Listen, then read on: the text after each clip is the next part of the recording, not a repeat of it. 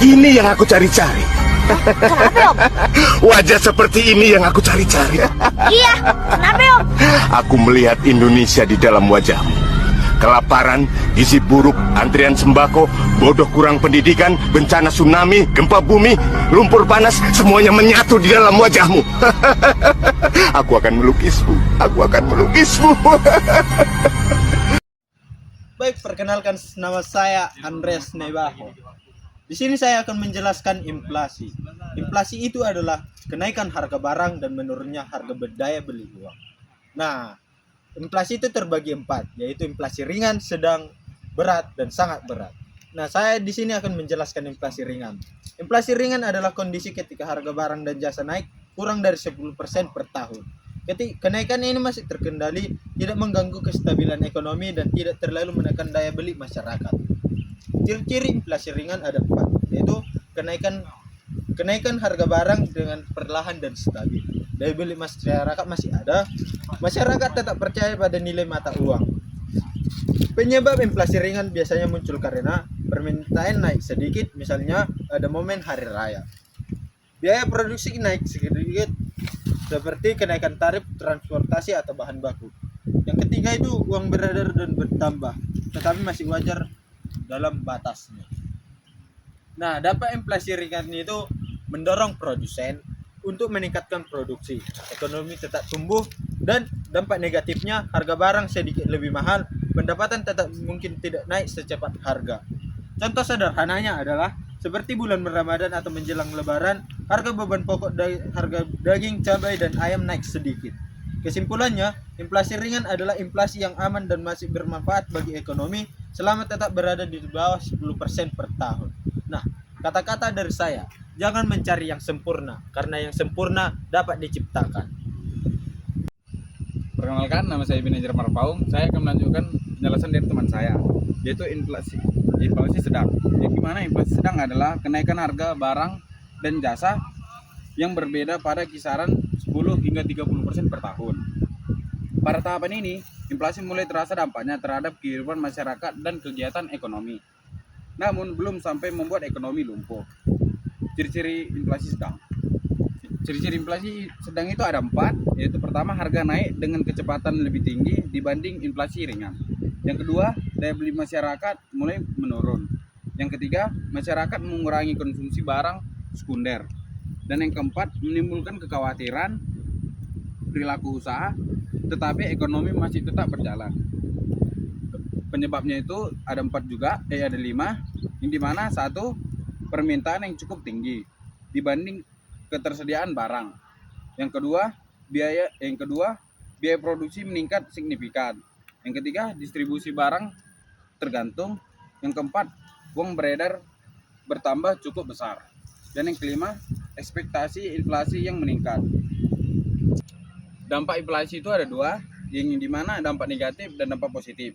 Dampak negatifnya ialah daya beli turun cukup terasa. Yang kedua, inflasi mulai tertahan. Dan yang ketiga, konsumsi masyarakat menurun. Dampak positifnya ialah mendorong produksi barang tertentu. Kedua, perusahaan bisa mendapat laba lebih tinggi sementara. Dan yang ketiga, pemerintah bisa mendapatkan penerimaan pajak lebih banyak. Contoh singkatnya ialah jika dalam 1 tahun harga kebutuhan pokok naik 20%, biaya transportasi naik dan pendapatan masyarakat tidak ikut naik. Maka masyarakat mulai menghentikan pengeluaran dan memilih kebutuhan yang lebih penting. Itulah kondisi inflasi sedang. Kesimpulannya ialah inflasi sedang adalah inflasi yang memiliki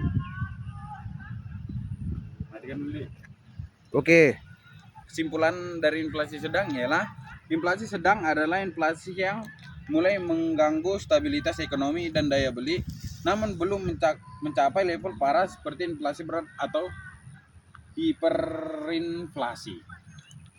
Sekian dari saya, terima kasih. Akan dilanjutkan teman saya. Baik, perkenalkan nama saya Febrianto Maroni Sigabutar. Di sini saya akan melanjutkan atau menjelaskan apa yang dibilang teman saya tadi. Inflasi berat. Inflasi berat ini ialah Kondisi ketika harga barang dan jasa naik sangat cepat, yaitu sekitar 30% sampai 100% per tahun atau bahkan lebih. Ciri-ciri inflasi berat. Yang pertama, kenaikan harga besar dan terjadi dalam waktu singkat. Yang kedua, daya beli jatuh signifikan. Yang ketiga, masyarakat cenderung menyimpan barang daripada uang. Yang keempat, nilai mata uang tidak stabil. Yang kelima, kepercayaan terhadap ekonomi mulai hilang. Yang keenam, terjadi ketidakpastian dalam usaha dan investasi. Penyebab inflasi berat. Yang pertama, permintaan jauh lebih tinggi daripada produksi atau demand pull inflation. Yang kedua, biaya produksi naik besar-besaran. Misalnya BBM, listrik, dan bahan baku. Yang ketiga, jumlah uang beredar terlalu banyak akibat kebijakan pemerintah. Yang keempat, gangguan produksi dan distribusi. Yang kelima, ketidakstabilan politik dan ekonomi sehingga pelaku usaha menaikkan harga terus-menerus. Yang keenam, ekspektasi inflasi karena masyarakat sudah takut harga akan naik lagi. Dampak inflasi berat. Dampak yang pertama, daya beli turun drastis. Di sini penjelasannya, uang tidak mampu membeli barang seperti sebelumnya. Yang kedua, kemiskinan meningkat. Yang dimana penjelasannya, harga naik tidak sebanding dengan pendapatan. Yang ketiga, investasi menurun. Yang dimana penjelasannya, pelaku usaha tidak berani mengambil risiko. Yang keempat, pengangguran bertambah. Yang dimana penjelasannya, perusahaan mengurangi produksi. Yang kelima, ketidakstabilan ekonomi dan sosial. Di sini penjelasannya muncul protes, keresahan, bahkan krisis kepercayaan. Contoh kasus nyata. Yang pertama, Brasil dan Argentina pada tahun 1980 sampai 1990 pernah mengalami galloping inflation sebelum akhirnya masuk ke hiperinflasi. Yang kedua, beberapa negara berkembang pernah mengalami kondisi serupa ketika pemerintah terlalu banyak mencetak uang. Cara menanggulangi atau umumnya. Yang pertama, kebijakan moneter ketat. Yang kedua, kebijakan fiskal. Yang ketiga, mengendalikan harga dan distribusi. Yang keempat, meningkatkan produksi dalam negeri.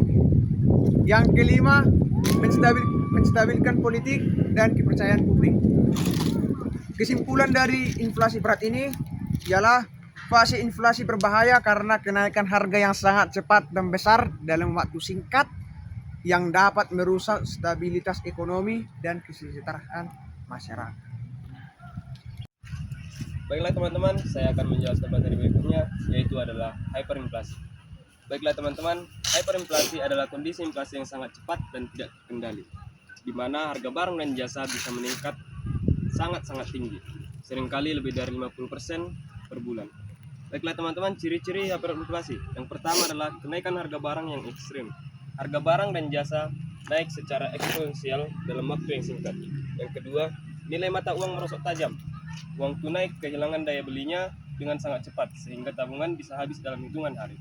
Yang ketiga, kepercayaan terhadap mata uang bisa runtuh. Masyarakat cenderung beralih ke mata uang asing atau aset lain yang dianggap lebih aman. Penyebab inflasi, pencetakan uang berlebihan. Pemerintah mencetak uang dalam jumlah besar untuk membiayai pengeluaran, tanpa didukung oleh pertumbuhan produk domestik bruto atau PDB. Yang kedua, ketidakstabilan politik dan sosial. Konflik internal dapat mengganggu kegiatan ekonomi, menurunkan produksi, dan menghambat pendapatan nasional. Yang ketiga adalah faktor eksternal.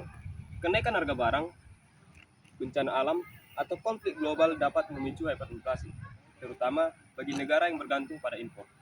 Dampak dari hyperinflasi ada 3 teman-teman. Yang pertama adalah keruntuhan ekonomi, menghancurkan daya beli masyarakat dan mengacaukan arus kas pribadi. Yang kedua, ketidakstabilan sosial, dapat memicu kerusuhan dan ketidakpuasan publik. Yang ketiga, pergeseran mata uang ke mata uang asing. Masyarakat beralih ke mata uang asing yang semakin memperburuk nilai mata uang lokal. cara mengatasi hyperinflasi bagaimana teman-teman? Ada 4 caranya di sini. Yang pertama adalah kebijakan moneter. Bank sentral dapat menaikkan suku bunga atau mengurangi pasokan uang untuk mengendalikan inflasi. Reformasi ekonomi yaitu melakukan liberalisasi pasar dan meningkatkan transparansi pemerintah. Kemudian stabilitas politik. Menjaga stabilitas politik sangat penting untuk mengendalikan inflasi. Dan yang terakhir, kerjasama masyarakat. Masyarakat dapat membantu dengan tidak menimbun barang dan hanya membeli barang yang diperlukan. Sekian penjelasan dari saya, teman-teman. Terima kasih.